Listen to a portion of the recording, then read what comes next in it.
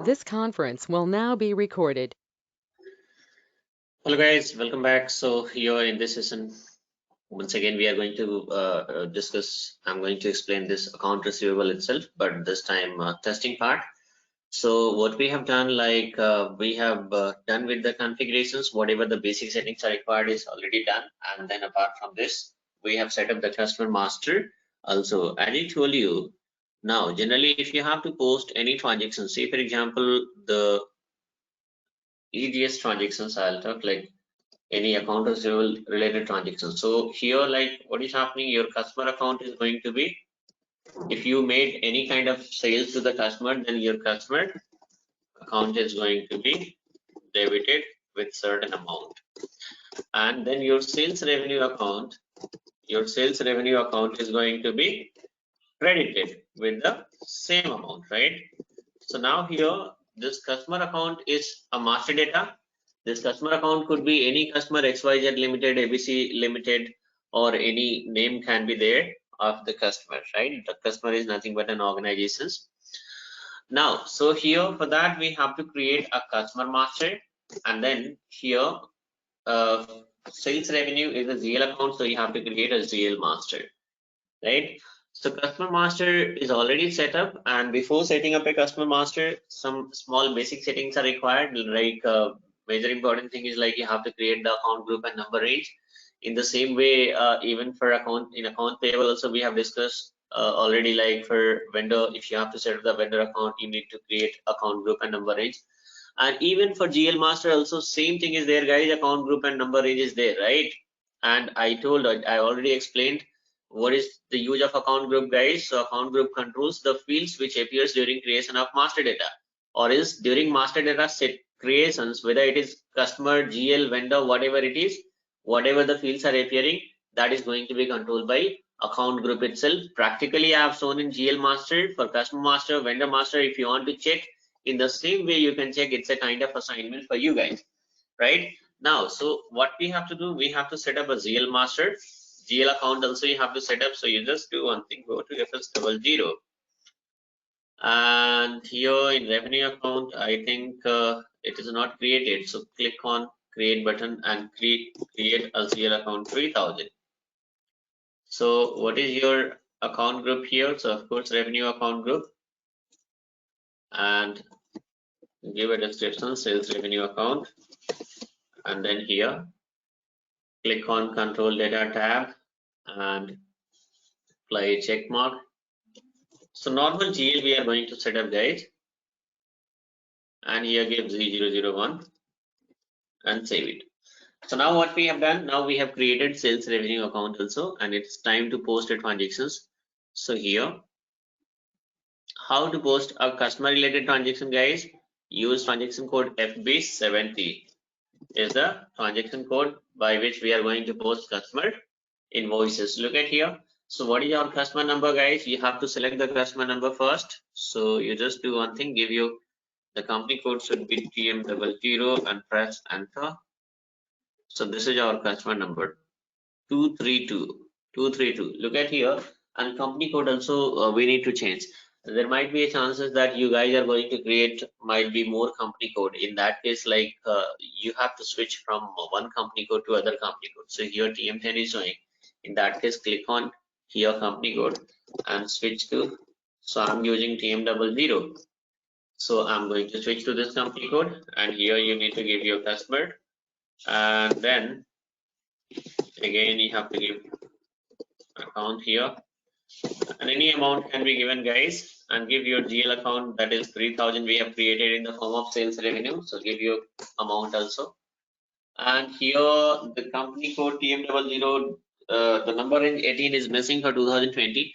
What does it mean, guys? This is number range related issues. It means like look at here, it is getting posted against which document type, guys? It is getting posted against DR document type, right? So you just do one thing, create a new session here, and DR document type means you have to check which number range is assigned in DR document type. Go to OBA7 and here DR document type here. So look at here, document number range 18 is assigned, and if you click on the number range informations and if you give your company code TM00, so for your company code, which number range we have created? So it is 0, 1, 17, 19. These are the number range which we have created.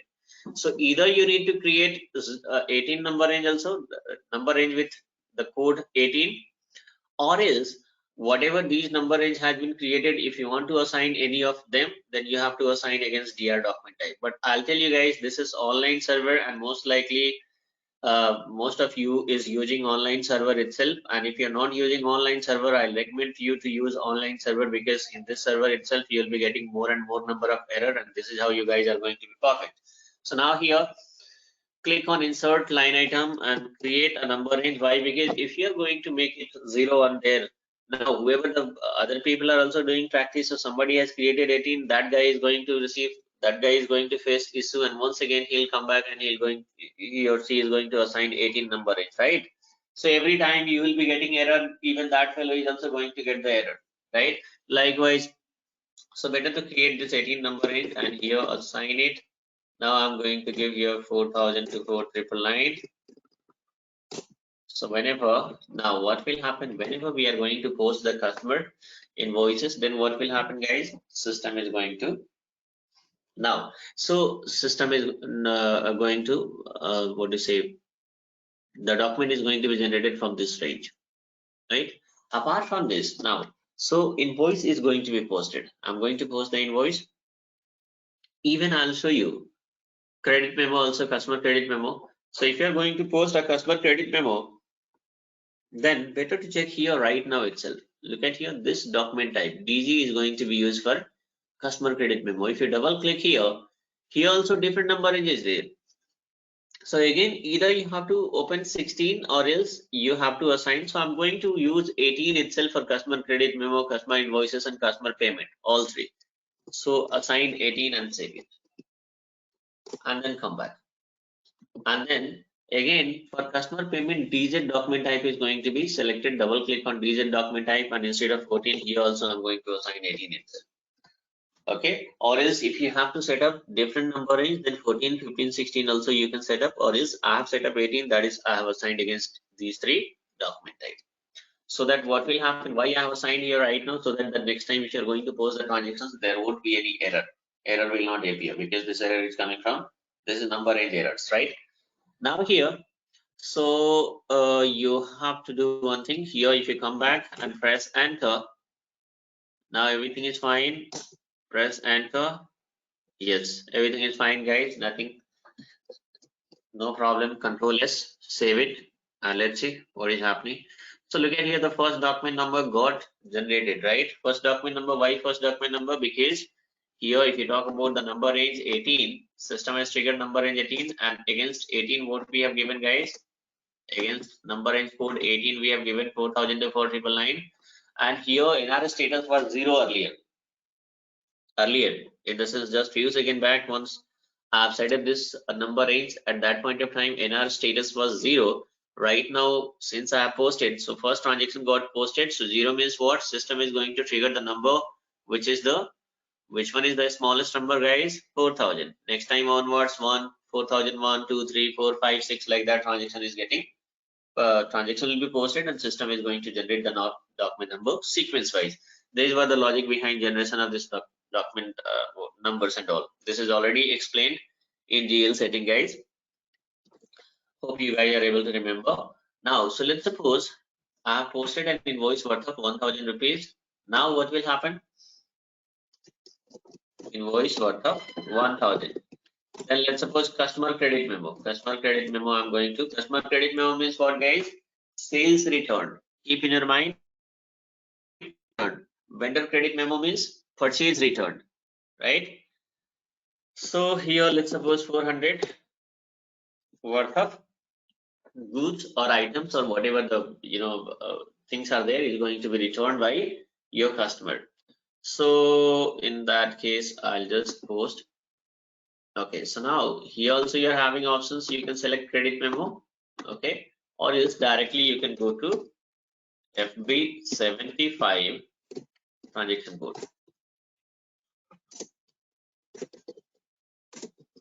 This is your customer, and 400 worth of, let's suppose, and again sales revenue GL account itself is going to be, earlier sales revenue was credited. If you have a look here, I'll show you guys. If you check the sales revenue GL, so right now what is happening? Sales revenue GL is having a credit balance. Okay, credit balance. Or else better to check the customer balance itself. Customer balance. FBL5N is the transaction code to check the customer balance here. Give your customer 100 and 232. Or else even if you don't give the customer number, also system is going to select this customer number, because till now we have set up only one customer, right? So now here, execute. So look at here, we have posted an invoice worth of 1,000. And this is open item. It means this is our receivable. We have posted the invoice, but the payment we have not received yet. Still we have to receive the payment. Now what is happening, guys? Out of 1,000, so we have posted invoice worth of 1,000 rupees, or whatever your currency is there, in your currency you have posted the amount. Now what will happen, guys? It means this is our receivables, but customer is going to return a goods worth of certain amount. So that is also supposed to be recorded here itself, right? So now that is called sales return, in the sense like we are going to post the credit memo. So here what will happen, like worth of 400, press enter, enter. Now here what is happening, guys? So worth of 400. In this case, what will happen? If you click on simulate, okay, simulate means you are going to check the accounting entry, right? So here, if you click on simulate, here look at here, sales revenue is going to be debited, 400 debit balance. Right now here, what is there, guys? Wait, we are talking about the customers. The customer is having debit balance, and right now sales revenue, sorry, this is a credit memo worth of 400. So this is going to be, it is credit balance here. So 400 minus is going to be, so 400, 1,000 plus and 400 minus. So how much it is? 600. So this is what we can expect payment from customer, right? You have to adjust your books of account, right? So this is why we are going to post this credit memo. Credit memo is, don't be confused with the name, guys. If you are having any confusion, I told you sales return. You keep in your mind sales return itself. I have sold something. Now customer is going to return the goods worth of certain amount. So even in your books of account also you have to adjust this. Sales made of 1,000, and later on customer has returned a goods worth of 500. So how much you are expecting payment from customer? 500 only, right? So you have to adjust here, in the sense that whatever return is there, that is supposed to be posted, that is recorded in your books of account, then only you can say that yes, now we can receive only 500. So now here, this is what the concept, right? Look at here, document number 4001 got posted, right? So because earlier the next previous document which was posted, that was 4,000, right? So what is the next document number? 4001. And here if you click on refresh,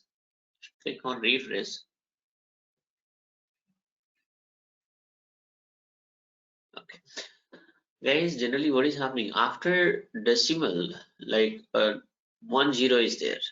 Here somebody has made some changes. Somebody has made changes in the sense like after, like if you're talking about the amounts and all, then how much zero supposed to be there, that is also, it is supposed to be, normally it is like, let's suppose 1,000.00. It should be in this format. This is the universally accepted, right? Like let's suppose 400.00. This is what accepted everywhere. Some of the people are making some experiment and they will change the decimal places, like after amount, like what should be the decimal digits, like 1 digit, 2 digit, 3 digit, and all can be. So that also can be given, guys. But anyway, I'll just in next session I'll try to let you know where you can make this changes into SAP and all. Right now, let me complete this. So I said, okay. So now here, that is like in SAP NetWeaver, we are having these settings. I'll keep it in the part of account receivable itself. Generally, it is not the part of account receivable or payable, like whatever settings we are going to do, that will be applicable on payable receivables everywhere, right? I'll keep here itself. So now here, I was talking about what? Invoice is posted worth of 1000 and credit memo we have posted worth of 400. So if you have a look here, now the balance got adjusted and 600 we are supposed to receive, right? So customer payment. F+28 is the transaction code for customer payment here, and give your accounts. Okay, so bank account, and then you have to give the amount as well, right? So what should be the amount, guys? Amount should be 600 rupees or 600, whatever your currency is there, in that currency you are going to receive. And here 100,232 is the customer number you have to give, and press enter. So look at here now, 1000 invoice and 400 credit memo. So 1000 minus 400, 600. So system has assigned 600 and we have also entered 600 itself. So you can, then everything is like there is no difference at all. Look at here, there is no difference. Click on document and click on simulate and post it.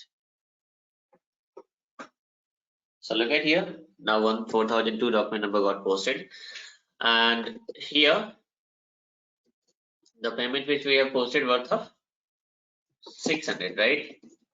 This is your payment.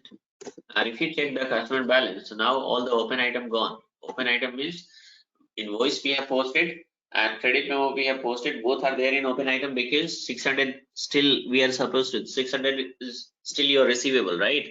But right now what is happening, the payment is posted, so that this open item got cleared. So there is no open item here. You need to click on all item or else cleared item anywhere. In that case, what will happen? Look at here now. This is cleared, and so now here what is happening, guys? Look at here. Okay, document number, the layout somebody has changed. Actually, if you click on here, check here, and the layout I'm going to keep a different. Let me check it. Any changes? No, not this one. This is like, change it here if somebody has created, or use one SAP. I'm going to use standard itself. No, it's better to use this one itself, and click on save layout, or else like here in system you can, sorry, click on layout here and administrations and keep the standard itself. One SAP is the standard given by SAP. Select this one and save it. We can use this one, or else if you want to create your own, you can create also. I think in previous lecture already I have shown you guys how to set up your what is a layout. So in the same way you can set up the layout as well. Now right now what is happening, so this is your invoice, this is your credit memo, and this is your payment. How I came to know? It's pretty simple. DR means DR document type is for invoices, DG document type is for credit memo, and DZ document type is for payment, right? These are the very popular and famous document type, guys. If you have some practice and all, automatically you guys will come to know these document types are there, going to be there at the tip of your tongue. So they need not to be mug up like, okay, this document type is for invoice or payment, or this one like this. Once you make some practice and all, then automatically these document types will be there in your mind. So don't worry, right? Now here clearing document means, look at here, the clearing document 4002 is for all these three. So it means this invoice, credit memo, and payment, all three are related, right? These all three are related. And look at here, so clearing document number is same for all three transactions. It means against this invoice we have posted a credit memo, and against this invoice plus credit memo we have posted the payment, right? So this is what. So now what is happening, guys? This is how you have to post payment. And if you have like multiple customer invoices, then how to make the payment for the multiple customer invoices.